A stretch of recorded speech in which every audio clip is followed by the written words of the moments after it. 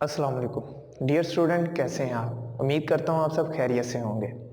Dear student, हमने अपने last lecture में सिंगल पॉइंट कटिंग टूल्स और मल्टी पॉइंट कटिंग टूल्स के बारे में पढ़ा कि उनको शार्प कैसे करते हैं। आज हम अपना नेक्स्ट चैप्टर जो है वो स्टार्ट करने जा रहे हैं, जिसमें हम डिस्कस करेंगे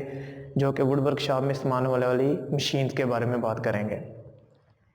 तो मशीन जो है वो इस्तेमाल करने का एक सबसे बड़ा पर्पज़ होता है कि हमने जहाँ पर अपने काम में बहुत ज़्यादा तेज़ी लेके आनी है, बहुत ज़्यादा एक्यूरेसी लेके आनी है, वहाँ पे हम मशीन का इस्तेमाल करते हैं। अगर हम अपने टूल्स के बारे में बात करेंगे तो दस्ती औजार जो होते हैं उनका इस्तेमाल जो होता है उसमें डेफिनेटली हमें महारत तो चाहिए होती है, लेकिन अगर हम उनका इस्तेमाल करें तो अगर हमने मास प्रोडक्शन करनी हो तो उसमें काफ़ी ज़्यादा टाइम जो है वो दरकार होता है, जिसकी वजह से हमारी जो प्रोडक्ट होती है उसकी अगर देखा जाए तो कॉस्ट भी जो होती है वो बढ़ जाती है। तो वहाँ पर हम फिर ऐसी मशीन्स का इस्तेमाल करते हैं जिनसे हम जो कि दस्ती हज़ारों से काम ले रहे होते हैं, वहाँ पे हम उन मशीन्स का इस्तेमाल करके अपनी प्रोडक्शन को बहुत ज़्यादा जल्दी कम वक्त में ज़्यादा से ज़्यादा प्रोडक्शन दे सकते हैं। तो फिर मशीन्स का इस्तेमाल इसी मकसद के लिए किया जा रहा होता है कि जहाँ पर हमने एक प्रोडक्ट है वो बहुत ज़्यादा मकदार में मास प्रोडक्शन में बनानी है, या प्रोडक्शन का टाइम जो है उसको कम करना है ताकि उसकी प्रोडक्ट की जो लागत है वो भी कम हो जाए। तो इसमें हम फिर मशीन्स के बारे में बात करेंगे आज कि मशीन की वर्किंग क्या होती है, इनके इस्तेमालात क्या हैं, इनकी कंस्ट्रक्शंस क्या होती हैं, इनको इस्तेमाल करते हुए इनकी सेफ्टी प्रिकॉशंस क्या हैं, इनकी डेफिनेशंस क्या हैं। तो इनके बारे में आज इंशाल्लाह हम डिस्कस करने जा रहे हैं। तो हम अपने कोर्स पॉइंट ऑफ व्यू से अगर देखते हैं तो इसकी अगर मशीन्स की क्लासिफिकेशन देखें, दर्जाबंदी इनकी की जाए तो इसमें 3 टाइप्स होती हैं, जिसमें होती है हमारे पास एक होती है शेयरिंग वुड वर्किंग मशीन होती है, सेकंड हमारे पास प्लेनर वुड वर्किंग मशीन है, और थर्ड हमारे पास होती है लेथ वुड वर्किंग मशीन। तो ये तीनों टाइप्स होती हैं जिनमें हमने अपनी मशीन्स का चुनाव उनके काम के लिहाज से जो कि हमें रिक्वायर्ड होता है उसके लिहाज से करना होता है। तो आज हम अपना जो है फर्स्ट टॉपिक जो है उसको डिस्कस करेंगे, जो है हमारे पास रेडियल सा।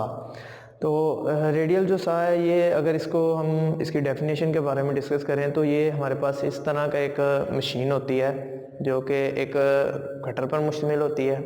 और कटर के जो आउटर सरफेस होती है उसके ऊपर टिथ बने होते हैं जो कि किसी भी मटेरियल को शेयरिंग करने के लिए, रिमूव करने के लिए, मटेरियल को काटने के लिए इस्तेमाल किए जाते हैं। या उसके ऊपर हमने डिफरेंट जो भी अगर कोई सिंगल जरी वगैरह बनानी है, या उसकी बेवल कटिंग करनी है, या इंक्लाइन कटिंग करनी है, तो इसकी मदद से हम आसानी के साथ ये सारे तमाम पर्पज़ जो होते हैं वो कर सकते हैं।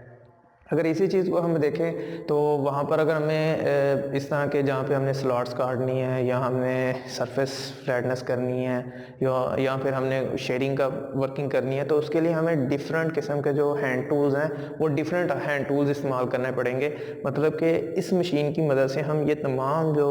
वर्किंग जो मैंने अभी आपको कहा है, जिसमें हम इसकी जो है अपर सरफेस उससे मटीरियल मूव कर सकते हैं, जरी बना सकते हैं, शेयरिंग कर सकते हैं, एंगल में कटाई कर सकते हैं, तो ये तमाम पर्पस जो है वो सिंगल इस मशीन से हम कर सकते हैं। बानिस्बत अगर हम दस्ती औजारों की बात करेंगे तो वहाँ पर हमें डिफरेंट किस्म के अदर टूल्स जो हैं वो इस्तेमाल करने पड़ेंगे। उनको इस्तेमाल करने के साथ उनकी हैंडलिंग, उनके ऊपर वर्किंग करते वक्त टाइम भी बहुत ज़्यादा जो है वो इन्वेस्ट किया जाएगा जब हम दस्ती औजारों की बात करेंगे। तो यहाँ पर हम जब मशीन की बात करेंगे तो ज़ाहिर सी बात है, मशीन का मकसद होता है कि जहाँ पर हमने कम वक्त में ज़्यादा प्रोडक्शन करनी दरकार हो, तो वहाँ पर हम मशीन्स को इस्तेमाल करते हैं। अदर वर्ड्स अगर कहा जाए तो machine a device which reduce the human effort. तो अगर हम मशीन की बात करते हैं तो इसमें इंसान की जो एफर्ट्स होती हैं वो कम हो जाती है। तो रेडियल सा में क्या किया जाता है कि हम इसको इनपुट जो होती है वो बरकी जो तवानाई होती है उसकी शक्ल में देते हैं, और आउटपुट जो होती है हमारा मतलूबा जो प्रोडक्ट होता है वो शेयरिंग हो सकता है, उसमें जरी जो है वो स्लॉटिंग की कटाई कर रहे हैं, या अदर पर्पस जो भी उसके ऊपर प्लेनिंग का, सरफेस फिनिशिंग का,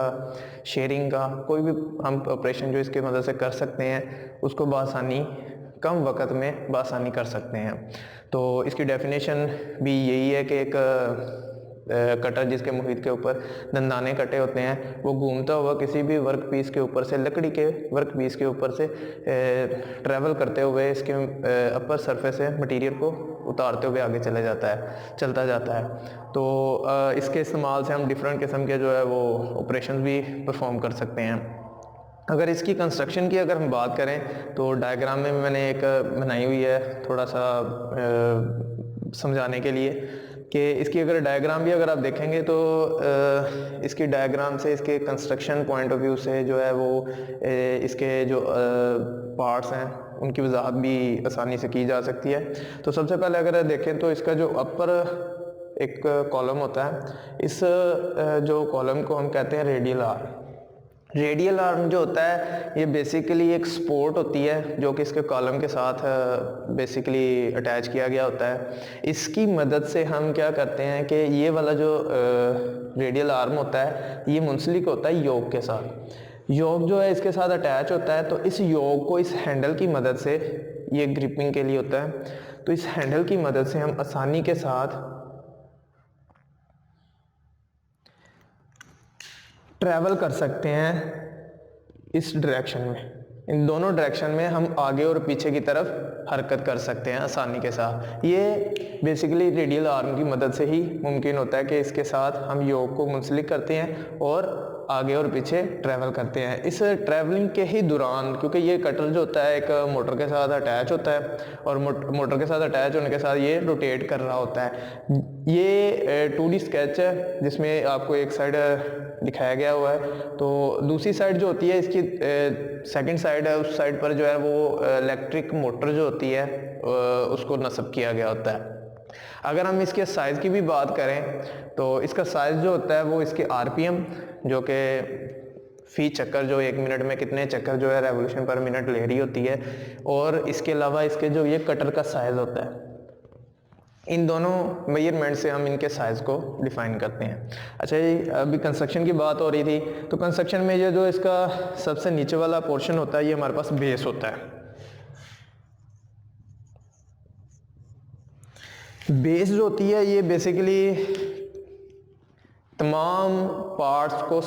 सहारा देने के लिए, खड़ा रखने के लिए इस्तेमाल की जाती है। ये कास्ट आयरन की बनाई गई होती है और हॉलो होती है और मजबूत होती है। इसके ऊपर हम टेबल को जो है इसको फिक्स किया गया होता है। टेबल की अगर थोड़ी सी डायग्राम मैंने यहाँ पे शिफ्ट की हुई है, ये टेबल हमारे पास होता है। टेबल के ऊपर एक फिंस लगा गया होता है। फिंस का मकसद होता है, रोक होती है, सपोर्ट होती है कि किसी भी वर्क पीस को इस टेबल के ऊपर हम जब रखते हैं तो उसकी डिमेंशन, उसकी मेजरमेंट जो होती है वो टेबल के ऊपर लगी हुई इस फेंस जो होती है, जो रोक होती है,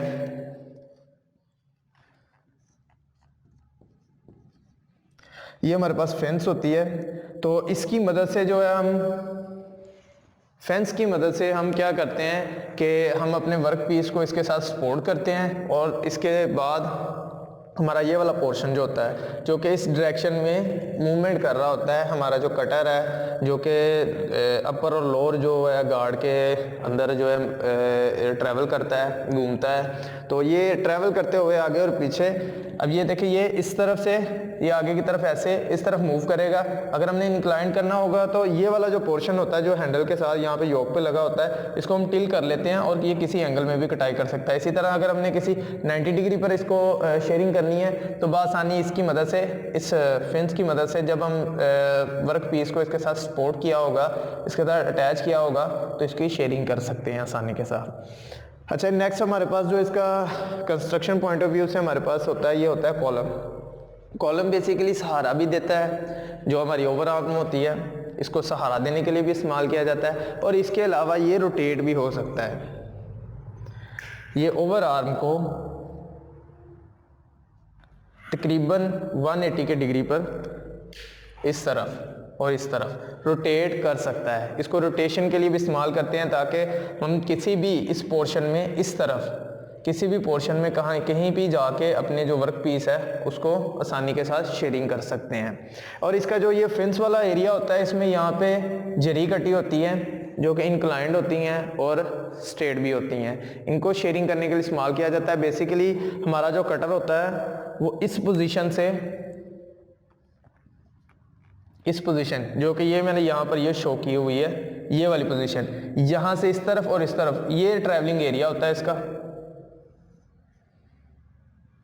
ये वर्क पीस की जो हमारे पास विड्थ होगी उस पर डिपेंड कर रहा होता है कि जहाँ तक हमने कट लगाना है वो उस वर्क पीस के हिसाब से वो वहाँ तक ट्रैवल करते हुए वापस जाएगा। कॉलम जो होता है और ओवर रेडियल आर्म को रोटेट करने के लिए किसी भी एंगल पे इस्तेमाल किया जाता है, और कॉलम के ऊपर ही बेसिकली हमारा जो रेडियल आर्म होता है ये नस्ब किया गया होता है, और कॉलम जो होता है बेसिकली अटैच किया गया होता है बेस के साथ ताकि बाकायदा तौर पे मशीन को सहारा दिया जा सके। नेक्स्ट हमारे पास होता है ये पोर्शन जहाँ पर मोटर और हमारा जो ब्लेड होता है ये रोटेट कर रहा होता है मोटर की बरकी तवानाई की मदद से, और ये रोटेशन जो होती है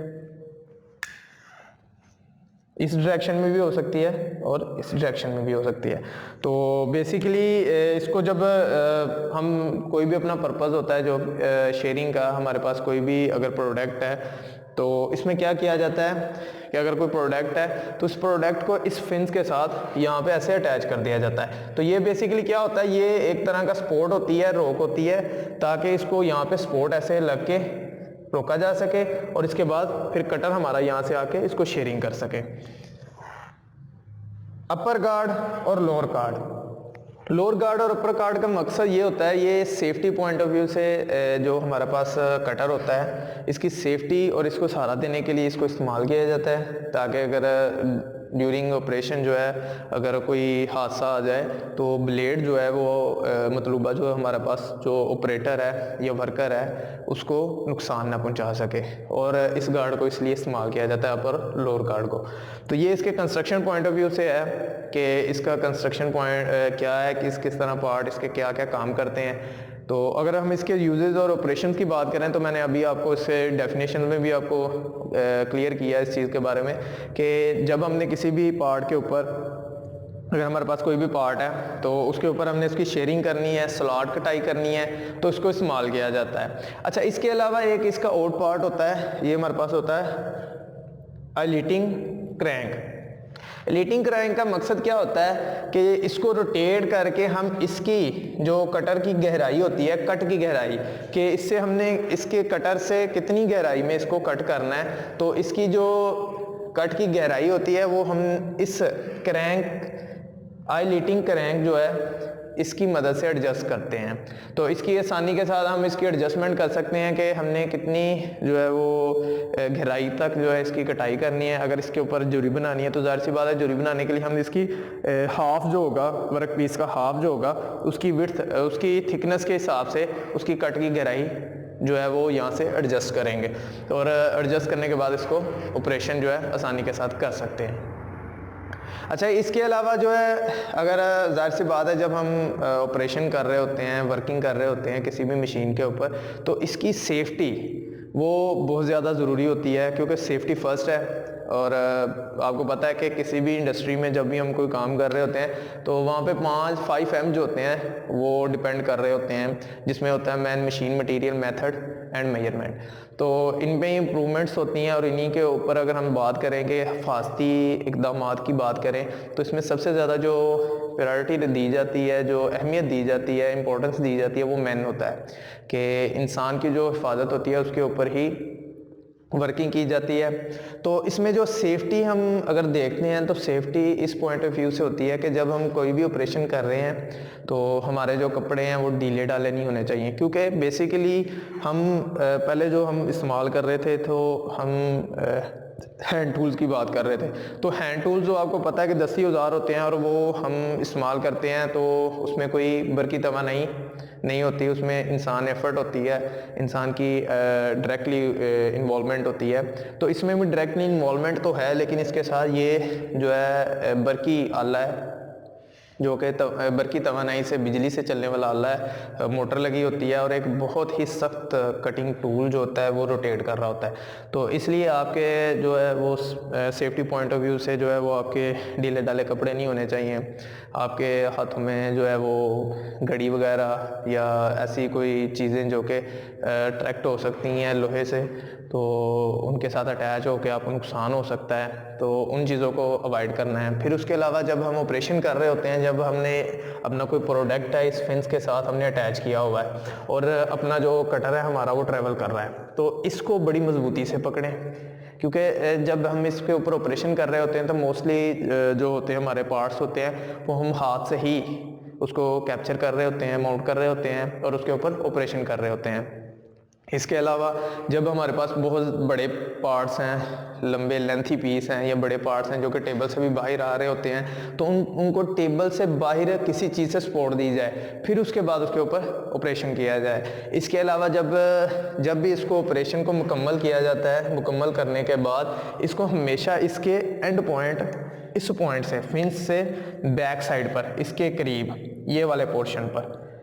पोर्शन पर बैक साइड पे इस जगह पर कटर को हमेशा ले जाके स्टॉप करें, रोके। इसके अलावा जब आप ऑपरेशन कर रहे हैं तो कभी भी पैमाइश जो है ड्यूरिंग ऑपरेशन, जब भी आपका ब्लेड चल रहा है, मोटर चल रही है, उस दौरान कभी भी ना लें, क्योंकि हो सकता है कि आपका जो हाथ है वो ब्लेड के साथ टच होके बहुत बड़ा हादसा जो है वो रूनुमा हो सकता है। फिर उसके अलावा जो होता है, जब आप ऑपरेशन कर रहे होते हैं तो ज़ाहिर सी बात है चिप्स जो है वो भी प्रोड्यूस होती हैं जो कि लकड़ी की होती है, उनको हाथ से सफाई नहीं करें। हमेशा जो ब्रश वगैरह है, जो कपड़ा वगैरह है, उसका इस्तेमाल करें और उनकी सफाई करें। और सफाई भी तब करें जब आपका ऑपरेशन मुकम्मल हो चुका है और अब आपने इसको स्टॉप करके फिंस से बैक साइड पर इस पोर्शन पे जाके स्टॉप करके खड़ा कर दिया हुआ है। इसके अलावा जब भी आपने ऑन और ऑफ़ करना है तो आपने सेफ्टी स्विच जो है इनको इस्तेमाल करना है, इनको ऑन और ऑफ़ करने के लिए। और पैमाइश लेनी है, क्लीनिंग करनी है, तब आपने एहतियात से इनको स्टॉप करके फिंस से बैक साइड पर कॉलम के करीब आपने इसको ले जाके रोकना होता है। तो उम्मीद करता हूँ कि आपको रेडियल सा के बारे में पता चला होगा, डेफिनेशन के बारे में, पार्ट्स के बारे में और वर्किंग इसका क्या होता है। तो आपने इसको अच्छे तरीके से तैयार करना है और अपना ख्याल रखना है। बहुत जल्द आपसे मुलाकात होगी। अल्लाह हाफिज़।